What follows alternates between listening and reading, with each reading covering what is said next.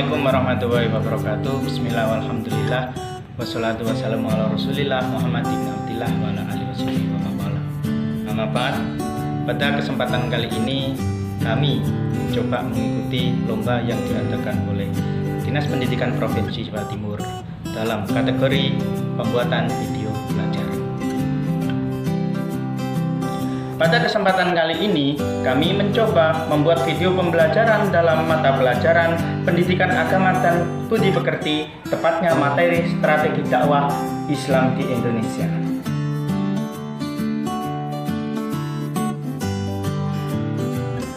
Dalam materi pembelajaran pada kesempatan kali ini, kompetensi dasar yang harus dicapai adalah 1.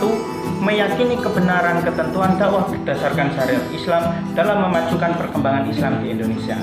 Yang kedua, bersikap moderat dan santun dalam berdakwah dan mengembangkan ajaran Islam.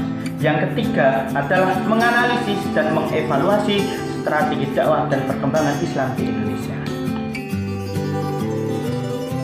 Adapun tujuan pembelajaran pada materi ini, yang pertama adalah meyakini kebenaran ketentuan dakwah berdasarkan syariat Islam dalam memajukan perkembangan Islam di Indonesia. Yang kedua, mengetahui proses masuknya Islam di Indonesia. Dan yang ketiga, bersikap moderat, santun dalam berdakwah dan mengembangkan ajaran Islam. Yang keempat, mengidentifikasi strategi dakwah dan perkembangan Islam di Indonesia. Yang kelima, yaitu menjelaskan strategi dakwah dan perkembangan Islam di Indonesia. Latar belakang masuknya Islam ke Indonesia ada beberapa hal. Yang pertama diantaranya adalah kaum pedagang yang mempunyai peran penting dalam penyebaran agama.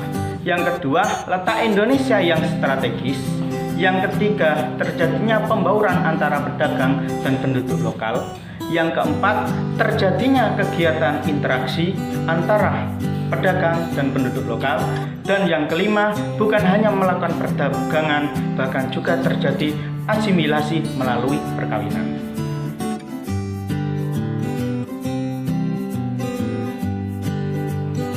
Dalam masuknya Islam di Indonesia, para pakar sejarah berbeda pendapat mengenai sejarah masuknya Islam ke Nusantara.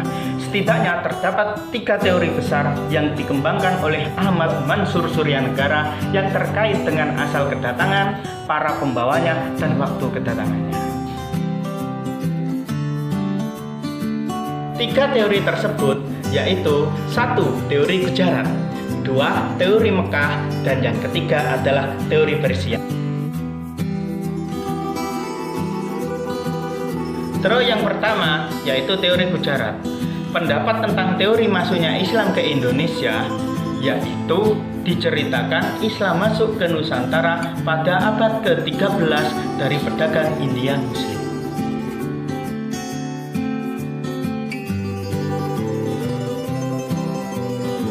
Teori yang kedua yaitu teori Makkah. Teori ini pertama kali dicetuskan oleh Buya Hamka dalam Disnatalis PT AIN ke-8 di Yogyakarta sebagai koreksi dari teori Gujarat.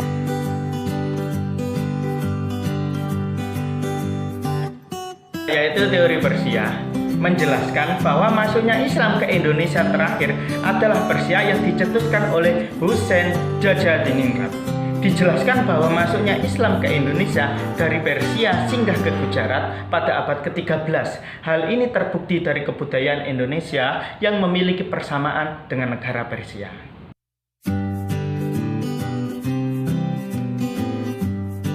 Ada 6 strategi dakwah Islam di Indonesia. Yang pertama, melalui perdagangan. Yang kedua, melalui perkawinan. Yang ketiga, melalui tasawuf. Yang keempat, melalui pendidikan. Yang kelima, melalui politik. Dan yang keenam, melalui kebudayaan. Strategi pertama yaitu perdagangan.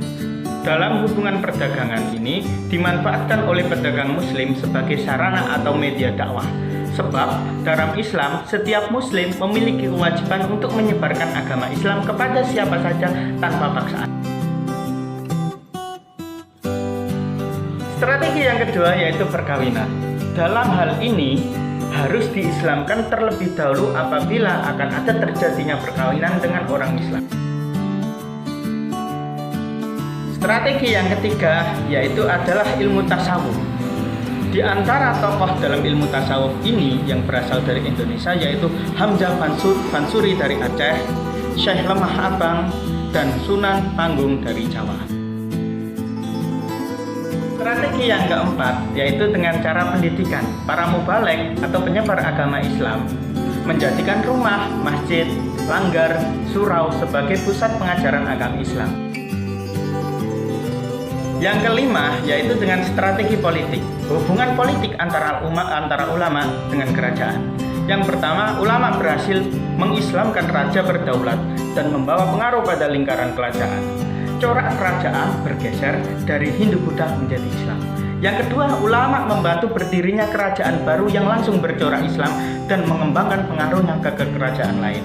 Di antara adalah kerajaan Perak, kerajaan Samudra Pasai, Aceh Darussalam, Demak, dan lain sebagainya. Strategi yang keenam yaitu seni budaya. Penerimaan Islam oleh masyarakat Indonesia dengan cara budaya. Di antaranya adalah menciptakan perayaan sekaten atau syahadatain untuk peringatan Maulud Nabi Muhammad SAW dengan gamelan sekaten yang ditabuh di Masjid Agung Demak. Hal ini diprakarsai oleh Sunan Kalijogo dengan menciptakan tokoh dari cerita wayang yang disesuaikan dengan ajaran agama Islam.